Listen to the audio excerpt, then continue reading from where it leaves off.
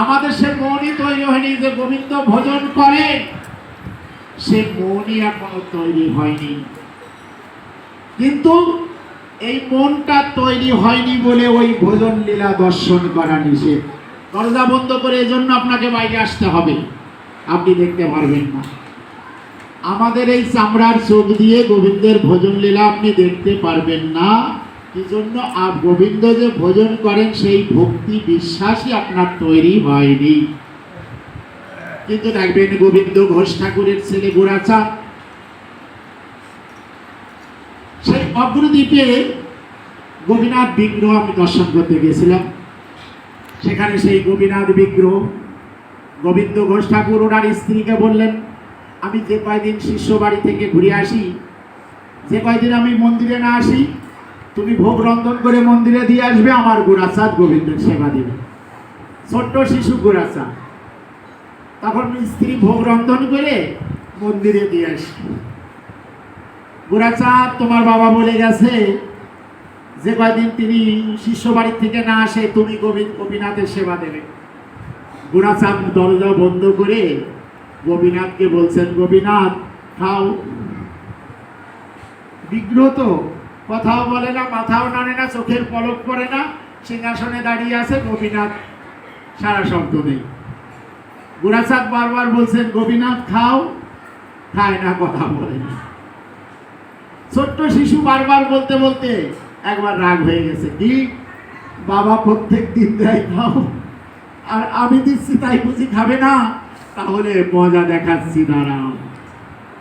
তখন ওই যে দরজা বন্ধ করা যে ডাসা, ওই ডাসা নিয়ে গোপীনাথের মাথায় দিতে গেছে বাড়ি। তখন ওই অচল বিগ্রহ সচল হয়ে গোরাচাঁদের হাতের থেকে ঢাসা ধরে বলছেন যে, গোরাচাঁদ তুই ক্ষান্ত হ, আমি খাচ্ছি। তা ভগবান বলে খায় না, থালা সেরকম ভর্তি থাকে।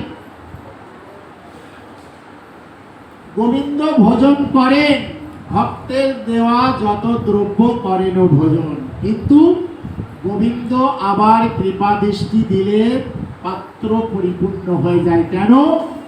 পাত্র পরিপূর্ণ রেখে যান ভক্তকে কৃপা প্রসাদ দান করবার জন্য। ভক্তদের প্রসাদ দান করবার জন্য গোবিন্দ আবার পাত্র, আবার দৃষ্টি দেওয়ার সাথে সাথে পাত্র ভরে যান। 56 ভোগ 36 ব্যঞ্জন 52 মনের চালির অন্ন, গোবিন্দের এক গাছও হয় না। আমরা যে থালায় যতটুকু দেই অত নস্যি দিয়াও হয় না। গোবিন্দ 52 মন চালির অন্ন এক গাছও হতো না জগন্নাথ ক্ষেত্রে। তাহলে আমরা যে থালা ভরে দেই, গোবিন্দ খায় না, তাই বলছি যে পাত্র সেই রকমই থাকে। ভক্তের দেওয়া যত দ্রব্য গোবিন্দ ভোজন করেন, কিন্তু দৃষ্টি দেওয়ার সাথে সাথে পাত্র আবার পূর্ণ হয়ে যায়। ভক্তকে কৃপা প্রসাদ রেখে যান গোবিন্দ। কৃপা করবার জন্য সব প্রসাদ অন্ন দিলা ভাই, সেই অন্নামৃত পাওয়া রাধা কৃষ্ণ গুণগাও প্রেমেরা চৈতন্য নিতাই। তাহলে ভগবান রেখে যান কৃপা প্রসাদ। এই জন্য আমাদের যে প্রেম নেত্র যতদিন তৈরি হবে না, গোবিন্দের এই ভোজন লীলাও আপনি দেখতে পারবেন না। তাই আমরা ভাগবত সেখানে কি বলছেন? বেদ বলছেন ভগবানকে, ব্রহ্মকে ডাকো, তার সঙ্গে যোগযুক্ত হও, তবেই তোমার কল্যাণ। আর ভাগবত কি বললেন? তুমি ডাকলেও তোমার ডাক তার কাছে পৌঁছবে না, অতএব প্রয়োজন নাই তোমাকে ডাকার। তিনি ডাকছেন, কান পেতে শোনো তার ডাক। ভাগবত মঙ্গলাচরণের শ্লোকটিতে বলেছেন, শ্রবণই মঙ্গলম। ভাগবত তুমি পাঠ করতে পারো না, প্রয়োজন নাই ভাগবত পাঠ করা। কান পেতে শোনো তার কথা, শুনলেই পরমাগতি লাভ হবে। শ্রবণই মঙ্গলম, শ্রবণ করলেই পরমাগতি লাভ হবে। কান পেতে শোনো তার কথা। ভাগবত সেই কথাই সমস্ত জগৎ জীবকে কোলে টেনে তুলে নিলেন। বেদ বলছেন তাকে ডাকো, আর ভাগবত বিপরীত কথা বললে তাকে ডাকার প্রয়োজন নাই। এখন আমরা তো বুঝতে পারলাম যে ভাগবত কেন বলছেন যে ডাকার প্রয়োজন নাই? আমরা ডাকলেও তার ডাক তার কাছে পৌঁছবে না। কেন? সংসারের কর্ম কোলাহলে কর্ণবধির আমরা তার ডাক শুনতে পাচ্ছি না। অতএব তার ডাক, আমাদের ডাক তার কাছে পৌঁছচ্ছে না। তিনি ডাকছেন, কিন্তু সেই সংসারের কর্ম কোলাহলে যতদিন আপনি থাকবেন শুনতে পাবেন না তার ডাক। তাই ভাগবত কি বলছেন? একটু নির্জনে দাঁড়াও। এই যে সাধু সঙ্গে আপনারা এসেছেন, এই সাধু সঙ্গ হলো নির্জন স্থান। যদি আমরা সংসারে বসে থাকতাম তাহলে গোবিন্দের কথা শোনা হতো না। ওই যে সংসারের থেকে আপনি ছুটে এসেছেন ভাগবত সঙ্গে, সাধু সঙ্গে, হরিবাসরে, হরি মন্দিরে ছুটে এসেছেন, এটা হলো নির্জন স্থান। যত সময় আপনি এই নির্জন স্থানে থাকবেন শুনতে পাবেন তার কথা। এটাই শ্রবণ মঙ্গলম। তাই ভাগবত বলছেন সংসারের কর্মকোলাহলে কর্ণবধির, তাই শুনতে পাই না তার ডাক। সেখান থেকে আপনি ছুটে আসেন নির্জনে, আসলে শুনতে পাবেন তার কথা। সেটাই শ্রবণ মঙ্গলম। তাই এটাই হলো ভাগবতের বিশেষ কথা। ভাগবত গোটা মানব গোষ্ঠীকে কোলে টেনে তুলে নিলেন।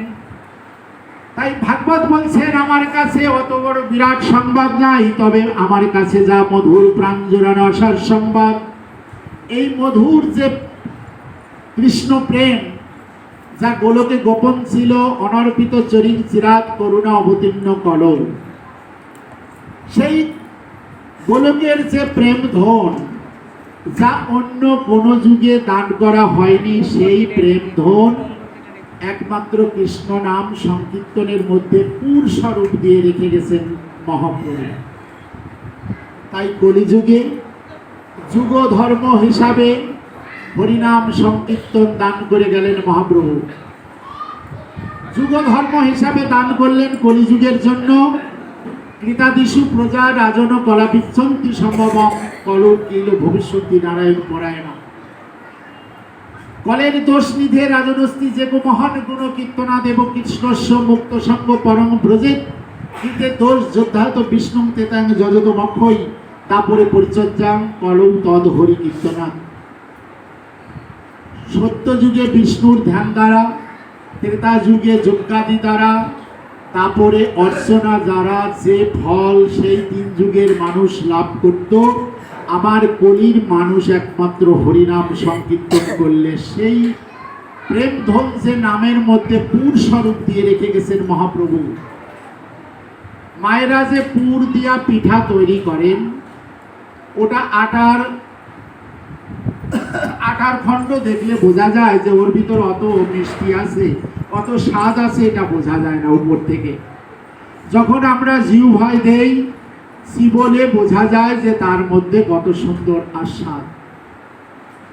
তাই হরিনামের মধ্যে রাধা প্রেমের পুর দিয়ে রেখে গেছেন মহাপ্রভু, যেটা গোলকে এই প্রেম ধন গোপন ছিল, সেটা কোনো যুগে কোনো কালে দান করেননি। সেই প্রেম ধন আমাদের মতো অধম পতিত জীবের দ্বারে দ্বারে সেধে যেছে প্রেম ধন দান করেছেন মহাপ্রভু। সত্যতেতা দাপরের প্রজারা তারা বিশ্বাসই করতে পারত না যে কলির মানুষ কি ধর্ম করে, শুধু ঠোঁট নাড়ে কৃষ্ণ কৃষ্ণ বলে, এতে কি আবার কোনো একটা ভজন হলো? এটা কি কোনো একটা সাধন? মানে তাদের সত্য যুগের মানুষের সাধন ক্ষমতা অনেক বেশি। তারা লক্ষাধিক বছর ধরে ধ্যান করেছেন, তপস্যা করেছেন। ত্রেতা যুগের মানুষ যাগ যজ্ঞ করেছেন, আর দাপর যুগের মানুষ অর্চনা মার্গ গোবিন্দের সেবা করেছেন।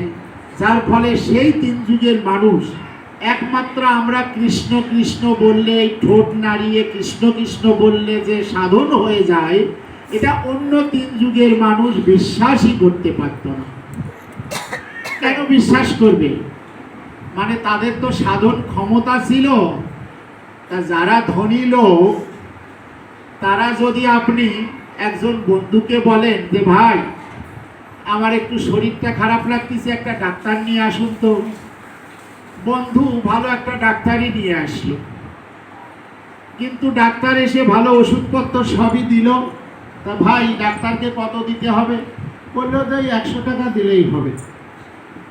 তা তখন বন্ধু 100 টাকা দিয়ে ডাক্তারের ওষুধ লজ্জায় খেতে পারছেন না। কেন? যে বন্ধুকে ডাক্তার আনতে বললাম, 100 টাকা ভিজিটের ডাক্তার নিয়ে এলে, 100 টাকায় আবার ভালো ডাক্তার হয় কি? 1200 টাকা ভিজিট না হলে সেই ডাক্তার কি বড় ডাক্তার হয়? এজন্য যারা ধনী লোক, যারা অনেক লক্ষাধিক টাকার, কোটি কোটি টাকার মালিক, তারা ওই 1200 টাকার ভিজিটের ডাক্তার ছাড়া রোগ সারে এটা বিশ্বাস করে না। কিন্তু এই ডাক্তারটা বন্ধু ভালো ডাক্তারই নিয়ে এসেছে, ভালো ওষুধই দিয়েছে, কিন্তু তারা বিশ্বাস করতে পারল না। মানে একজন ভাগবতের টিকাকারা সুন্দর একটা গল্প বলেছিল। মানে অনুষ্ঠান প্রিয় রাজা লোক, একবার রাজার এক শুল ব্যাধি হয়েছে। তা শুল ব্যাধি কত ডাক্তার কবরেজ, তখনকার দিনে তো ডাক্তার ছিল না, কবরেজ সব আসতো। কত কবরেজ এসেছে, কবরেজরা